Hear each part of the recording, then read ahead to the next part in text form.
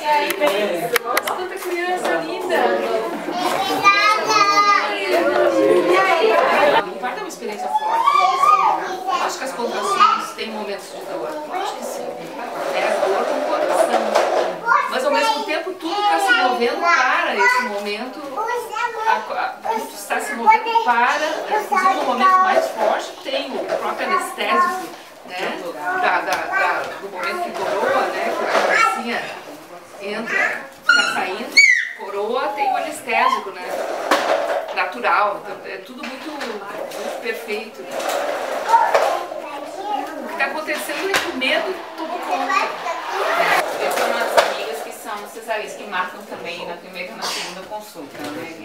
São pessoas assim, mais difíceis de tentar convencer, exatamente por causa de uma violência institucionalizada. Como é que eu vou dizer para elas assim, parto normal é melhor se o normal é cortar embaixo, é dizer palavras que não são legais. E aí, como é que fica isso daí? Né? É que também a gente tem que respeitar onde essa mulher se sente mais segura.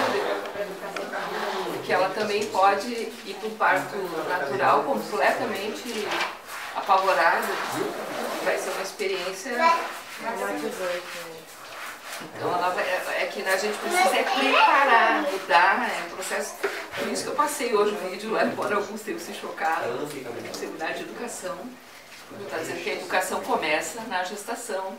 Você mudar o conceito de educação. A gente não tem nenhuma educação para isso, né? A não ser um movimento de humanização do nascimento, não existe nada, ao contrário. E o mais assustador hoje é que as cesarianas estão sendo feitas com 38 semanas e 39 semanas. É um grande número. Então, com 38 semanas, os médicos dizem que o bebê está pronto já, né? Baseado no E efetivamente ele está com os órgãos coladinhos, mas as funções não. Então, um bebê de 38 semanas, não sei se você já viu ou teve um nascimento assim, o bebê, ele vai direto para o oxigênio. Porque ele não consegue ainda respirar. Então, ele vai para o oxigênio e fica que é tipo assim, pequenininho. Essa é a taquipneia transtópica, só fala. Vai direto para o oxigênio e fica até estabilizar. O mais importante é que, se for necessário, tudo bem, né? Maravilha. Mas como já é um procedimento, o bebê, em vez de ir para o corpo da mãe, ele vai direto para essa situação. E a primeira experiência dele de chegada ao mundo é uma experiência de ruptura e de isolamento. E esse projeto surgiu em Bogotá. Ele, na Colômbia, um grande hospital com muitos nascimentos diários, assim, cabe centenas de hospitais vários, assim. E aí começou a nascer muito prematuro, em uma determinada época, e eles não tinham incubadoras suficientes. Eles começaram a colocar 2 bebês por incubadora. E aí começou a acontecer doenças, contaminação e tal, mortes de bebês e tal. Aí alguma figura lá genial, né, pensou só um pouquinho, essa incubadora é para aquecer, manter o bebê quente. Se nós mantivermos no corpo da mãe, ele vai ficar quente na mesma temperatura, porque a temperatura é a mesma, é para reduzir o calor da mãe. Né? E aí eles começaram a deixar o bebê dentro, né, do pano junto ao corpo.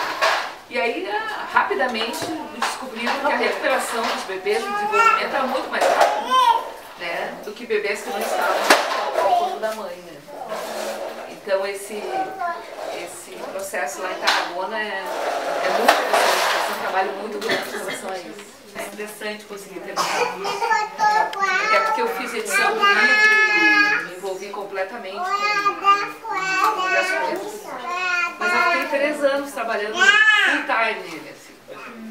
Né? Porque ele tem uma pesquisa bem interdisciplinar, alinhado entre várias leituras que torna um pouco mais trabalhoso.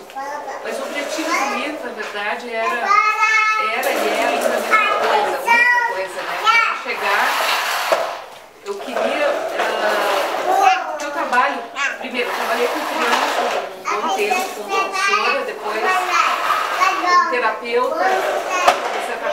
processo de revisão de história de vida, revisão biográfica, e sempre a gente cai na mesma história.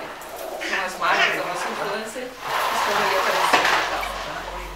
O tema que eu já pesquisava, me dá muitos anos. E eu tinha o projeto de produzir algo que pudesse ajudar as pessoas a entender com esses diversos olhares de modo interdisciplinar, de que maneira elas podiam lidar com as crianças e com a infância. Que não tivesse conteúdo de pesquisa, mas tivesse uma linguagem acessível. Tivesse uma linguagem mais jornalística, mais acessível, menos técnica. Mas tivesse também conteúdo, não fosse aqueles vídeos mais superficiais. Então esse foi o desafio, foi bastante trabalhoso. E era um projeto de muitos anos, e ele acabou acontecendo de um dia para o outro. Comecei a fazê-lo. E até uma situação forte, assim, né? Eu estava atendendo uma pessoa na época, como terapeuta. E essa pessoa chegou desesperada, né? Numa situação porque o sobrinho tinha se suicidado. Uma criança de 10 anos, uma família riquíssima. E aí aquilo... Entendi, a pessoa saiu e eu entrei num choro convulsivo, assim. Eu parava mais de chorar, né? Porque o suicídio nunca foi uma hipótese da infância, nunca. Ele é uma hipótese da adolescência, sim, da vida adulta, né? Mas não da infância, uma criança jamais pensa isso. O que está acontecendo, né? E aí eu comecei a entrar na pesquisa disso e vi que aí a OMS lança em 99 uma campanha para tirar do silêncio isso, né? Tirar esse tema do silêncio, porque ele não se fala disso, né? E exatamente pelo número crescente. E no Japão hoje são 1000 crianças por ano. Isso é uma tragédia. É algo que por ano no Japão tem uma criança, adolescentes muito mais, né? Então, quando a gente tem uma criança muito comprometida na fase anterior, que eu estava falando antes, observa que vai até os 9 meses. Aos 3 meses, geralmente, a gente já vê os traços autistas assim, na criança. Porque, em vez de ela fazer aquela comunicação de riso que começa, ela não faz. É muito sofrido, né? Por uma mãe, por um pai, brincar com o bebê, ele não reage, né? Ele não faz. É difícil. E por que se dá isso? Bem, esses temas, assim, como o autismo, é um tema difícil ainda, porque tem pouca informação sobre isso. As pesquisas ainda são muito limitadas. Se dá na relação de uma herança, pode ter algo de herança genética, que algumas pesquisas indicam, mas muito de uma experiência... O Federico Navarro, que é um autor que eu trabalho bastante, ele diz que o autismo tem uma matriz já no início da gestação, como processo da divisão cromossômica. Mas hoje se sabe muito que ele também se dá no início da vida. Por exemplo, uma criança que passa por situações estressantes, uma atrás da outra, logo que nasce, né? Logo que nasce, nesses primeiros meses, os primeiros 3 meses, especialmente, eles vão ter uma mudança, morte, várias coisas ao redor, assim, muitas coisas, tem crianças que vivem isso. Ela pode entrar num transtorno, ela pode cindir, ela pode sair fora. Outra coisa, não necessariamente que vai se transformar numa questão de autismo, mas que se transforma em traços visuais, que são traços desconectados, sai fora. Muitos de nós temos, muitos de nós temos traços esquisitos. Uma estrutura, mas traços de fechamento, isolamento, endividamento muito grande, por exemplo, né? Isolamento, fechado, né?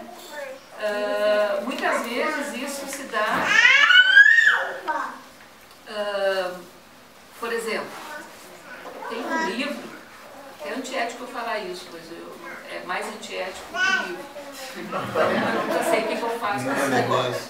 Tem um livro chamado Nana Nenê. Sim, eu li isso, cara. Nana Nenê, ele é um best-seller. Agora ele está começando a ter, as pessoas do movimento de humanização estão assim, criticando avassaladoramente, então a coisa está começando a virar. Mas é best-seller esse livro. Né? Você já conhece? Eu conheço. Não, então ainda bem. Ele é um Mas eu best-seller deixei na internacional. esquerda para algumas pessoas verem o quanto é É terrível. internacional, assim, é uma coisa impressionante, entende? Que é uma organização para o bebê dormir, começar a dormir e uma das formas é deixá-lo chorar. Mas tem dar toda uma metodologia, não é assim? Como se fosse... E fala até de ter pesquisa científica aqui, isso é isso que é absurdo. É. Tem essas outras. Sim, funciona com certeza, os bebês dormem. Eu acho que uma coisa importante que eu acho do livro, que eu acho interessante, que ele diz que o bebê precisa também aprender a dormir sozinho. Assim.